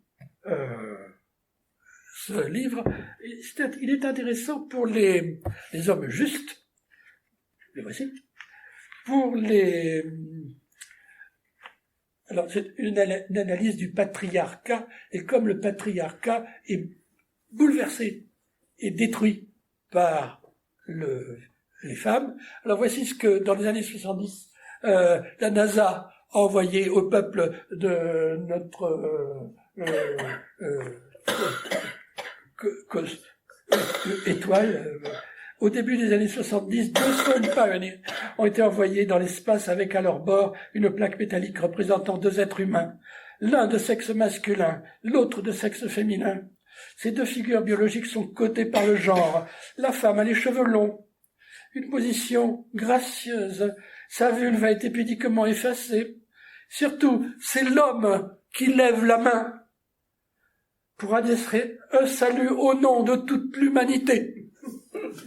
Les extraterrestres sauront à quoi s'en tenir. Et un peu plus loin, il nous montre la Vénus de Willendorf, une sculpture préhistorique allemande, fétiche de la vie quotidienne, talisman favorisant la fécondité, symbole de la féminité, déesse de la maternité ou de l'amour. La dame de Willendorf est aussi un sexe sans visage. Donc, les commentaires sont d'Yvan Jablonka. J'aurais dû mettre ça ici. La troisième image est avec un commentaire. Lorsque la masculinité est détruite, c'est Charlot, et voilà le commentaire de Jablonka. Vagabond sans dessous, habillé de briques et de broc, maladroit, ridicule, mais toujours attachant. Le personnage inventé par Charles Chaplin au début du XXe siècle est le plus universel des anti-héros. Il passe son temps à se heurter aux masculinités de domination brutes. Trappeur, patron, Richard, policier, etc. Donc, voilà, Jablonka, heureusement, ce livre théorique, accompagné d'un index, c'est un livre d'historien, on peut vérifier, et puis d'une bibliographie, une riche bibliographie, est vraiment utile. Alors, je voudrais vous dire 2 mots sur un garçon comme vous et moi, mais je ne trouve pas mes notes. Là, il y a encore 2 paquets. Oui, il y a seulement 2. Bon, alors, un garçon comme vous et moi, Yvan Jablonka raconte sa vie depuis la naissance jusqu'au service militaire. Alors, c'est un livre d'historien. Par exemple, le chapitre 2 s'appelle « Accouchement sans douleur ». Les parents de Jablonka avaient été élevés par une institution communiste. Et la mère d'Yvan Jablonka est allée accoucher sans douleur à la clinique des métallos. Elle a pratiqué avec l'accouchement, avant l'invention de la péridurale, elle a pratiqué l'accouchement sans douleur. Bon. Lorsqu'il évoque sa petite enfance, il pense aux autres petits-enfants, notamment Louis XIII qui a été étudié par son médecin, Hérouard, et il dresse un tableau où d'un côté il y a Yvan, de l'autre côté Louis XIII, et c'est très intéressant ça. C'est tout à fait intéressant. Ah, oui. Et alors, vêtements par exemple, Yvan, Babigros, entre parenthèses, pyjama une pièce, Dauphin, 1601, emmailloté. Indisposition, Yvan, gueule beaucoup, se tortille. Ah oui, sa mère tenait un journal. De même, j'ai oublié de dire, en camping-car, pendant les vacances, hein, on rigole pas, hein, on tient un journal, et Yvan Jablonka avait le journal de ses vacances, il mettait des photos, des cartes postales, des billets de camping, etc. Mais pour l'historien, c'est important, c'est une archive. Et alors là, c'est pareil, indisposition, gueule beaucoup, se tortille, bouton sur le nez, rougeur sur les paupières. C'est Yvan Jablonka, sa maman, qui écrit. Mais pour le dauphin, tranché, T-R-E-N-C-H-E-E-S, entre parenthèses, il vous explique que ça veut dire, 17e siècle, c'est des coliques. Tranché, éruption cutanée, châssis à la paupière, gale, etc. Voilà le tableau comparatif du dauphin et d'Yvan Jablonka. Et alors, autre chose, Yvan Jablonka, historien, a besoin, il visite l'Hadès, il a besoin des morts. Alors, parmi ses copains, il y en a un qui meurt en accident de voiture, un autre qui se suicide, ou enfin on ne sait pas, c'est l'hypothèse historienne. Il tombe du 7e étage, escalier de secours. Est-ce qu'il s'est suicidé ou pas? Mais alors, Jablonka, il met à la fin le nom, attendez, je vais vous le montrer.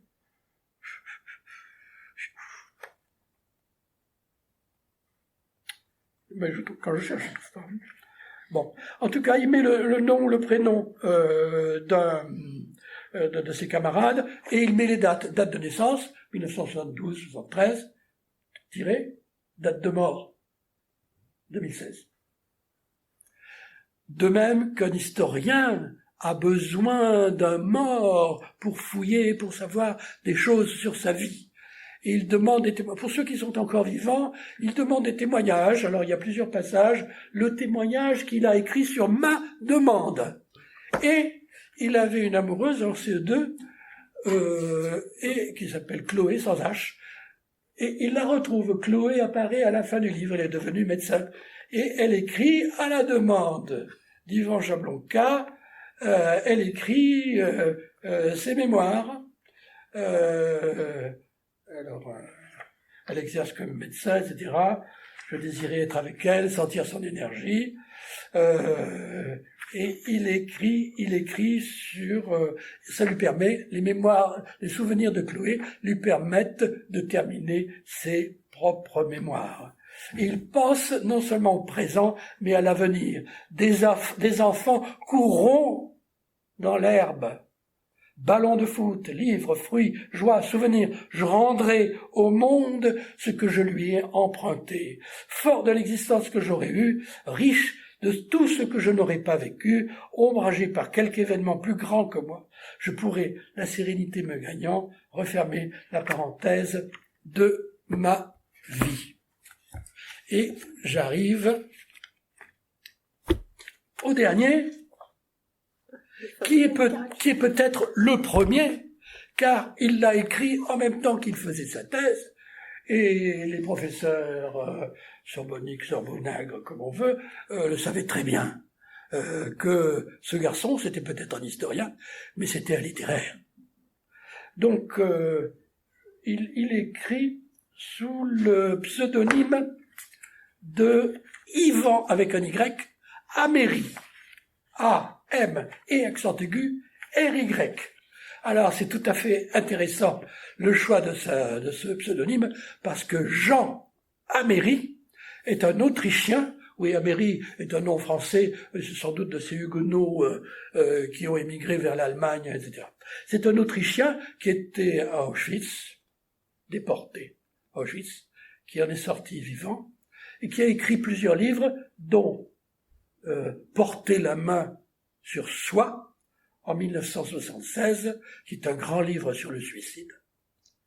Et Jean Améry s'est suicidé en 1978.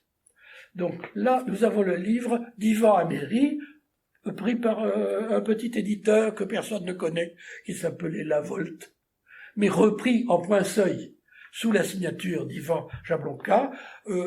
Très rapidement, le fil de l'intrigue du roman, qui est assez court. Il y a un personnage qui s'appelle Franck, qui est en vacances au Maroc. Ah, le Maroc, c'est intéressant, parce que en camping-car, il passait souvent par le Maroc, Jablonka. Donc, Franck, c'est celui-là.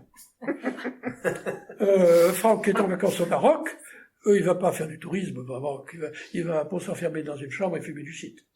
Et c'est tout. Il revient, et quand il revient, sa sœur est morte. On nous dit savamment d'une rupture d'anévrisme, il y a tout un tas, alors là aussi on voit le cagneux parler d'anévrisme, etc. Bon, elle est morte, et il peut pas sentir ses parents, il repart, il prend tout l'argent qu'il trouve, l'argent de sa sœur, et il repart au Maroc, où il vit dans un bidonville, il se lie d'amitié avec un Marocain appelé Abdelatif, et je vous dis pas comment il gagne de l'argent, tous les deux, vous lirez dans le roman. Et puis aussi, il fait la connaissance d'une prostituée de Côte d'Ivoire, ceci a une certaine importance parce qu'elle connaît le français. Et il ne couche pas avec elle, mais il vit avec elle, il la voit travailler, entre guillemets, et il lui fait lire, il la paie pour lui faire lire le journal de sa sœur, qu'il a pris avec lui en repartant pour le Maroc. Le journal, un historien, avoir une preuve, un papier sur lequel des choses sont écrites. Alors la prostituée lit de 20 minutes en 20 minutes le journal de Claire, la sœur morte de Franck. Il y a une lettre de Claire, peut-être a-t-elle écrit à Franck ou pas, on ne sait pas. Ça fait partie des choses possibles. Et puis, comme Franck a gagné pas mal d'argent, je ne vous dis pas comment, il donne tout l'argent qu'il a, tout, à Myriam, elle s'appelle Mariam, pour qu'elle puisse payer, ils sont à Tanger, dans un bidonville, près de Tanger, pour qu'elle puisse payer un passeur et se rendre en Europe, où, comme on sait, on ne trouve que le bonheur. Tout à l'heure, on parlait de Mathias Sénard, dans la rue des voleurs, il y a quelqu'un en Andalousie qui se charge de ramasser les cadavres sur la mer. Et le roman se termine comme ça. Abdelatif lui dit « Ah, tu lui as donné tout ton argent. » Mais ils se referont de l'argent. On ne sait pas à quoi ils l'utiliseront. Le roman est terminé. Mais il y a une postface, et rien que pour la postface, alors il faut acheter ce livre, la postface est récente, 2018, et représente le dernier état de la pensée de Jablonka sur le livre. Il s'agit d'écrire, de parler de soi quand on écrit un livre d'histoire, et de continuer. Et il y a ce passage que je vous ai lu au début, couleur parmi d'autres sur la palette, le romanesque peut participer à l'invention de formes littéraires nouvelles. Je ne suis jamais devenu écrivain, historien, oui, j'ai voulu l'être et je le suis. C'est pourquoi aujourd'hui encore j'écris. C'est ça que je vous ai lu. Entrer en littérature avec le roman, j'ai continué sans lui. Si je lis des romans, je n'en écris plus. J'y reviendrai peut-être. Je suis en paix avec le roman, avec les morts et avec moi. Et j'ai presque terminé, mais oui, voilà ma conclusion. 4 heures, ça va. Très bien. J'ai foncé, puis... je ne sais pas si vous voyez, mais il y a une partie comme ça, ça s'appelle « J'écris en vers ». Faut bien voir. Autobiographie, c'est ça, c'était regroupé. De même, j'ai regroupé les livres sur la thèse. Alors, il y a un lien, évidemment, entre les livres, hein, entre les premiers sur la thèse, les fiches sur les pupilles, et ce que la société a fait d'eux, et puis, y compris ceux qui étaient en Pologne, y compris les victimes de la société, le féminicide de Laetitia, victime des hommes, et la suite que l'on trouve dans Les Hommes Justes, ou dans ce livre autobiographique, Un garçon comme vous et moi. Et je pense qu'il faut voir les livres d'Ivan Jablonka dans ce cadre. Et j'ai cité tout à l'heure cette chanson de Jean-Jacques Goldman. Je voudrais terminer en citant 3 vers d'une chanson que Christine and the Queens chante avec Sarkis du groupe Indochine. C'est « Et on se prend par la main, une fille au masculin, un garçon au féminin. » Point. Je vous remercie. Bravo.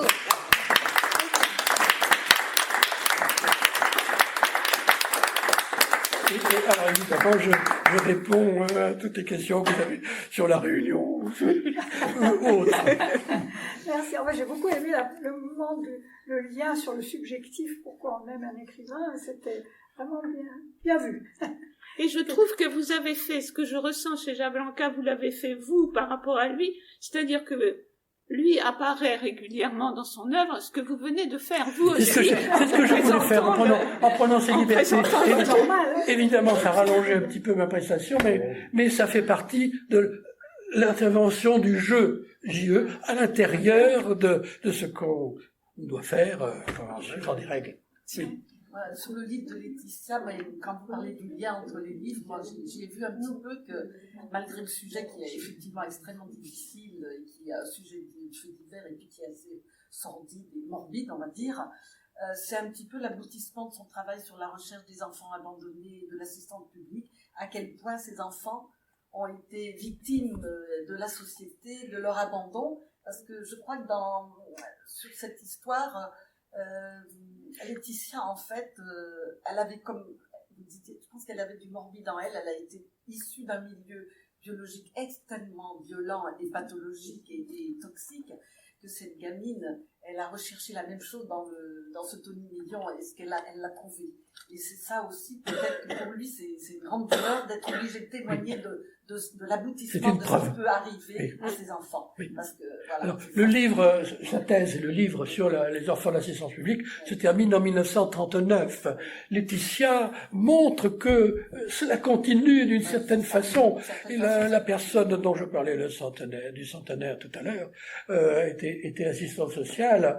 Elle allait placer des enfants à mettre au Bon Pasteur, par exemple, l'institution du Bon Pasteur dont il est question là-dedans. Et les filles a été vraiment vissé là-dedans, c'était terrible.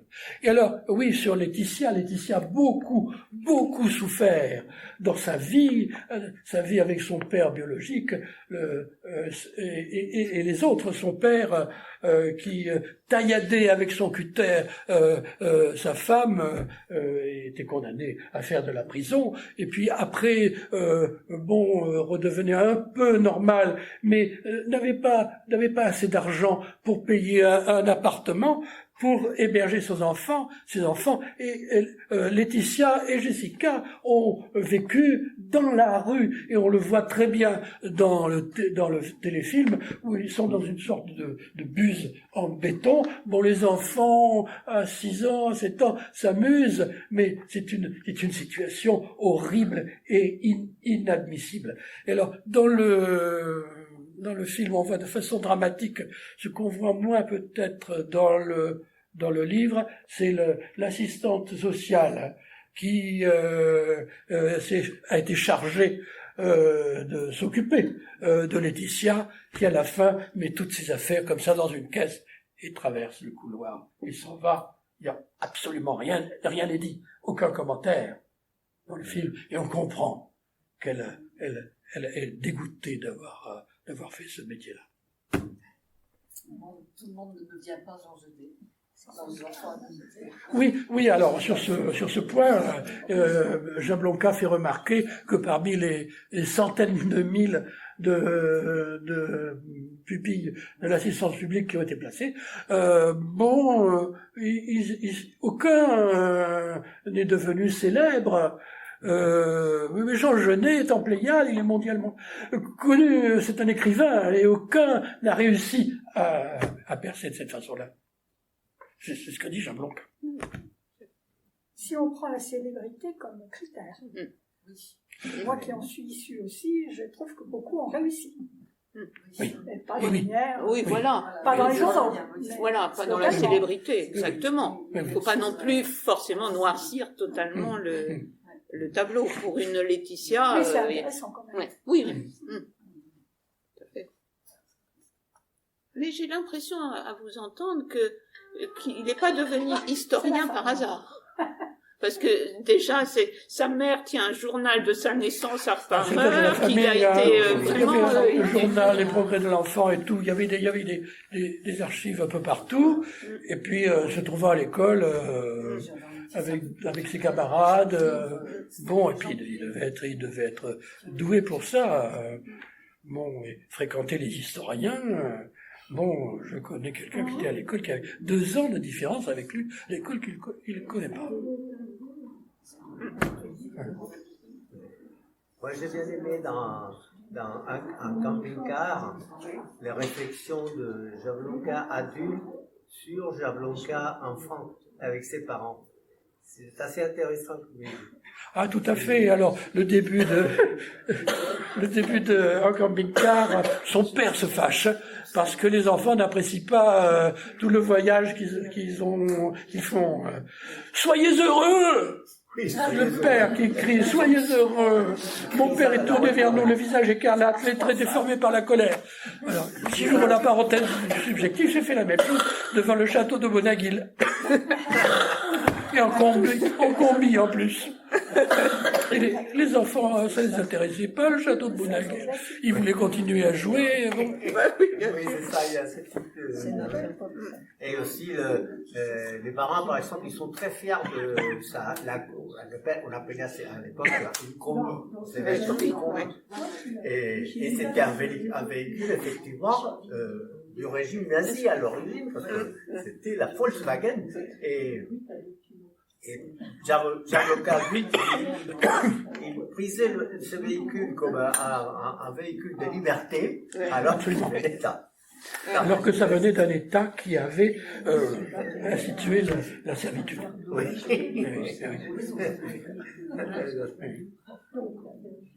Moi, j'ai particulièrement aimé dans le dernier, parce que je viens de le lire, Un garçon comme les autres, le tableau comparatif entre le dauphin, donc 1601 et 1973, parce que c'est drôle, parce que sur les points fondamentaux, ils ont le même poids à la naissance, ils ont la même taille, ils marchent au même âge, ils ont les dents au même endroit, et Et ce sont les mêmes. Ce qui est on a 3 siècles d'écart. une façon de dire, une autre façon de dire et de prouver que je égale nous. Oui, exactement. Et alors, je vous ai montré quelques images de ce livre. Toutes les images qui sont de ce livre, j'ai lu quelque part, sont peut-être sur Facebook. Enfin, elles sont consultables. Aussi. Voilà.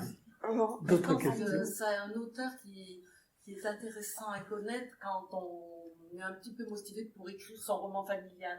Absolument. Parce que quand il parle de la visite de l'Hadès, moi ça me frappe beaucoup parce que c'est un petit peu ce que ma cousine me faisait faire quand j'arrivais dans mon pays paternel, et parce qu'on en était loin, et on visitait les cimetières. Elle me décrivait les cousins, les cousines, écrire ça. Et alors, quand j'en parle à d'autres personnes, ils me disent c'est quand même bizarre. Je lui dis mais non, c'est pas bizarre. Moi, ça me choquait pas du tout, ça m'attristait pas. Au contraire, j'étais contente de connaître les ancêtres et les petits cousins morts à 8 ans, à 10 ans. Mais il faut avoir quelques preuves sur lesquelles on peut s'appuyer, comme des lettres ou des journaux.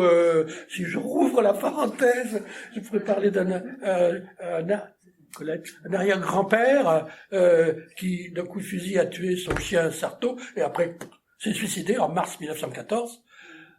Bon, tout ça, on le sait parce qu'on a lu un journal, on a vu sa tombe, mais la tombe ne nous dit rien. Et puis au village, on ne sait pas ça, puis 1914. Bon. C'est des choses qui se racontent en famille quand les gens ont envie d'en parler et le font. Parce que toutes les familles ne parlent pas. Mais quand on a l'esprit historien, il faut raconter, c'est une chose, mais écrire, c'est mieux. Même les pièces où les gens se sont suicidés qui existent encore, pour certaines familles, qu'on montre, mais avec plus d'une compassion affectueuse plutôt qu'une tristesse. On dit, ben voilà, c'est là, la vie a continué pour nous et c'est autrement. Voilà, c'était comme ça. Alors, 2 choses que je voulais dire sur les pupilles. Alors, c'est une question, les enfants, le devenir des enfants, c'est un sujet, par exemple, j'ai une référence très récente, un livre de mon collègue Alary, du lycée Descartes, qui publie un truc sur les enfants du 19e siècle à nos jours. Et puis alors, d'une façon globale, j'ai apporté ici. Alors, un livre, là, il me faudrait rouvrir la parenthèse, parce que j'ai connu non pas l'auteur, mais son frère. Et Maurice Barran-Barzac, mais ça se passe dans le Nord. Mais c'est pareil, ça a échappé à Auschwitz. Après, ça a été, les parents ont été tués à Auschwitz, etc. Mais ce qui vient de paraître, c'est le livre d'Annette Wiewiórka, qui est une collègue de Ivan Jablonka, et tous les deux signent en commun sur la Shoah, et ils travaillent ensemble. Je ne l'ai pas lu. Je l'ai parcouru. Il y a des choses qui me surprennent et sur lesquelles que je voudrais éclaircir, parce que, alors que leur nom figure comme auteur d'un livre, et le nom de Annette Wiewiórka et de son grand-père, Wolf Wiewiórka, qui était journaliste et écrivain, alors que Matthijs Jablonka était militant du Parti communiste, mais rien d'autre. Il n'y a pas de référence à Jablonka dans ce livre. Je me suis demandé pourquoi. Ça, je ne sais pas. Je ne peux pas me l'expliquer, mais par ailleurs, je ne veux pas entrer dans s'il y a des querelles, j'en sais rien, dans les historiens français, et puis, non, c'est pas important. Mais c'est l'histoire de sa famille, ça, peut-être. Et alors, non, c'est assez intéressant parce que Ivan Jablonka parle de ses grands-parents et en profite pour parler de leur milieu familial, etc. Et Annette Wiewiórka parle de sa famille, de ses grands-parents aussi. Oui, donc on voit une conjonction.